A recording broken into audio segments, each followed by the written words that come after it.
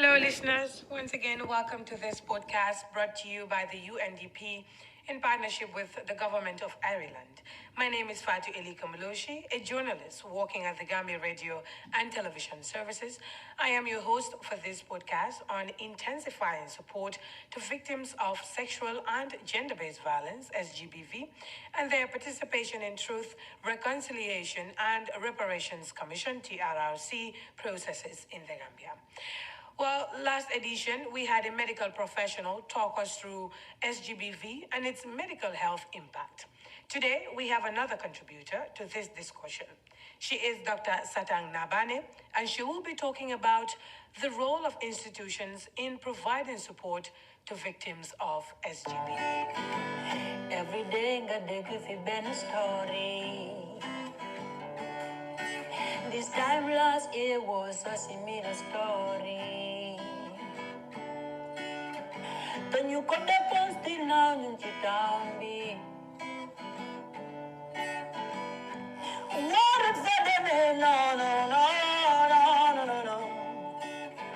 Just yesterday, Bakari left Nafikadi. Earlier today, Lamin Dornafi Ami. Nekumloa, this is not good for the society.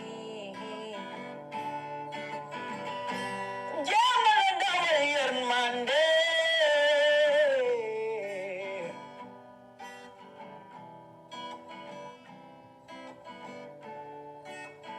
So many women have been violated physically, sexually, psychologically.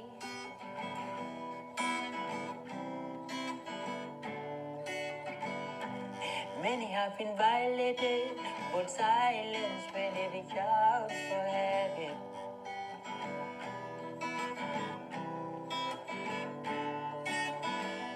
Women should be protecting them, but not to harm them. Women should be caring for them, not to harass me.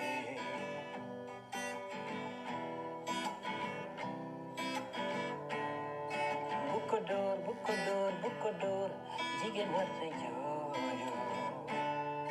Bukador, jigen warte joyo.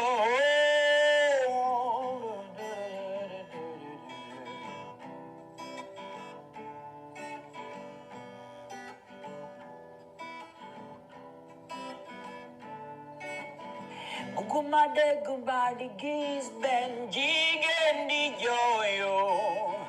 Darling kote da failu dis mamui sakualo.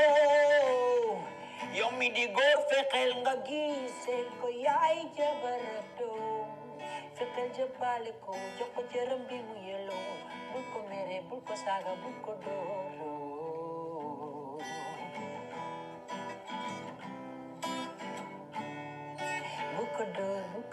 Bukador, jigen wata joyo. Bukador,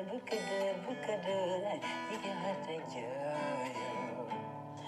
Bukador, bukusaga, bukadore.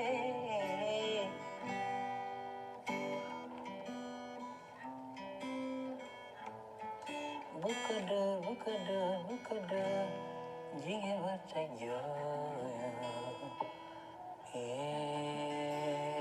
Well, I hope you enjoyed that beautiful song by Barhama Cham. Thank you so much, Barhama, for that beautiful piece. And well, listeners, Dr. Satan Nabane is a legal scholar and activist. Her teaching and research interests include a broad range of issues related to human rights, women's rights, democracy, and constitutionalism. She is the co-founder of Think Young Women, TYW, and co-convener of the Sexual and Reproductive Rights Network in the Gambia. She's also the founder and editor, Law Hub Gambia, a legal resource and knowledge platform on the Gambia. My name is Satang Nabane. I am a legal scholar and activist. Generally, we do know that violence against women has been recognized globally as a violation of the fundamental rights of women. We're also very much aware that women and girls in the Gambia have largely borne the brunt of this human rights violation and discrimination due to entrenched cultural, racist, and patriarchal practices, structural inequalities, and power imbalances between the sexes. I like to address the institutional and legal reforms needed to promote gender equity in the Gambia, obviously with a focus on sexual gender-based violence in three parts. Firstly, to give a quick overview in terms of the normative framework for the protection of women against sexual gender-based violence, which can be found at the international, regional, and national levels. The Gambia has ratified and domesticated a series of international instruments that promote equal rights for women, such as the CEDAW and the Maputo Protocol, which particularly calls on African states to focus on adopting specific measures to protect victims and punish perpetrators, identify the causes of violence against women, and provide support services to victims. The Gambia has further committed itself to the realization of Agenda 2030, the SDGs, which, in terms of Goal 5, addresses gender equality, and one of its targets is the elimination of all forms of violence and exploitation against all women and girls. In the past few years, there has been the recognition that gender equality is not only a contributor to an indicator of development, but also a right, which illustrates the link between development agendas and existing regional and global women's human rights frameworks. Secondly, on general legislative and policy context in the Gambia. Currently, there is no provision in the 1997 Constitution on states' obligation to prevent, punish, and eliminate violence against women. However, there are legislations such as the Women's Act of 2010, Domestic Violence Act, and the Sexual Offences Act of 2013, as well as the Trafficking in Persons Act of 2007, which all protect women and girls from violence. I'd like to highlight a few of these laws. In terms of the Sexual Offences Act of 2013, the law provides protection against sexual violence and crimes against all persons, especially sexual offenses against vulnerable groups, including women, children, and persons with disabilities. This legislation is applicable to the trial of rape and other sexual offenses. However, the Act does not fully take into account the due diligence standard, which generally measures states' response to violence against women, such as the duty to protect, prevent, punish, prosecute, as well as provide reparations.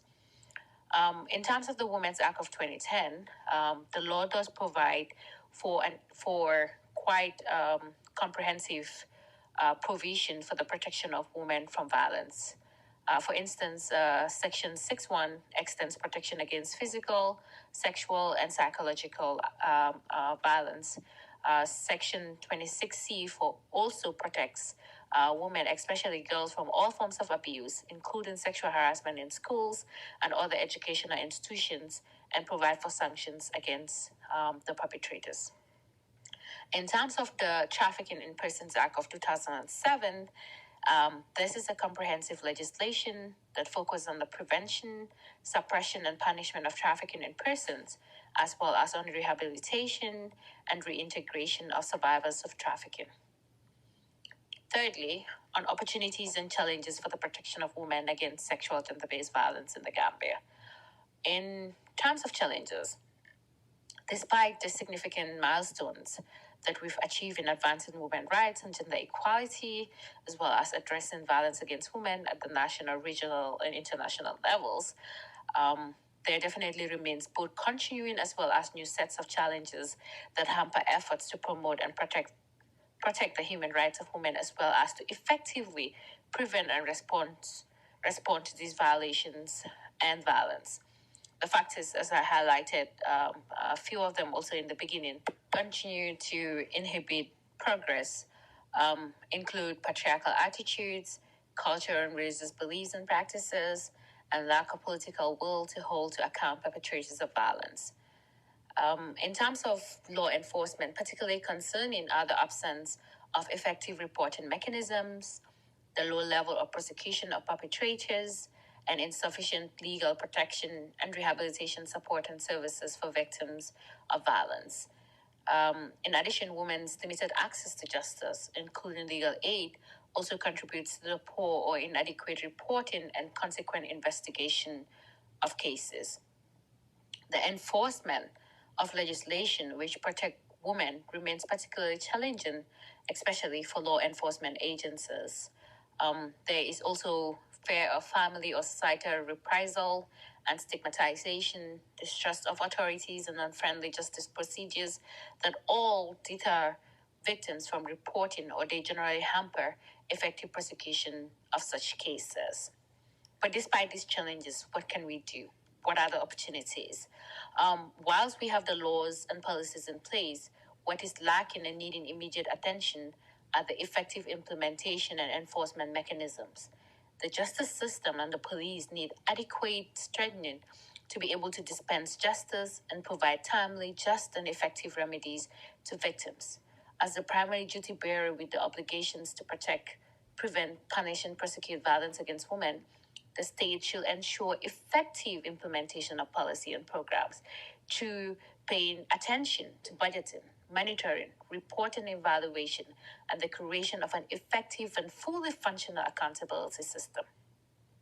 Civil society organizations can also play a key role by collectivizing efforts and continuing to challenge attitudes, beliefs, practices, and stereotypes that engender sexual gender-based violence, inequities and inequalities, and perpetuate the subordination, marginalization, disempowerment, and discrimination of women. In addition to the provisions in the present laws, the new constitution of the Gambia must also constitutionalize the prohibition of violence against women and girls, both in the private and the public sphere. Constitutions serve as important frameworks for articulating a state's condemnation of violence against women in line with international standards. And finally, to conclude, I wish to reiterate that violence against women impedes women and girls from enjoying their fundamental human rights and also actively participating in the political, economic, and social development and affairs of their society as citizens. Therefore, violence against women must be viewed as a human rights issue and not just a public health concern. And more importantly for the Gambia, in dealing with past human rights abuses and upholding standards of respect for human rights, the Gambia's transition from an abusive regime to a democratic state, but also ensure and entail justice for victims of sexual gender-based violence. Thank you. Well, thank you for your contribution, Tata. Indeed, women's access to justice and consequent investigation of cases should be enhanced to hold perpetrators accountable, whilst diverting our attention towards supporting victims regain their strength and power. We must not also be oblivious to the gruesome nature of sexual violence, hence the need for friendly procedures and reporting mechanisms that will not deter victims from reporting cases. We have all these laws, signed all these treaties, but still a lot needs to be done to bring justice to the doorstep of survivors. This is exactly why this discussion is relevant in pinpointing the lapses and providing possible recommendations to fill in the gaps.